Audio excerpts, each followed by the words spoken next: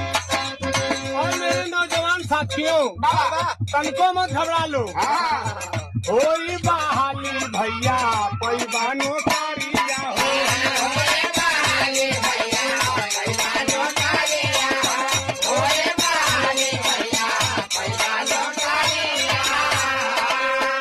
होई बहाली भैया पैबानो कारिया हो।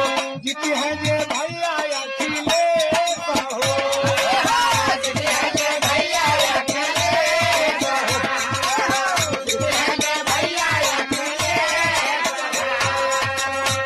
और का होई रुकल पेंशनवा मिली बुढ़िया मातारी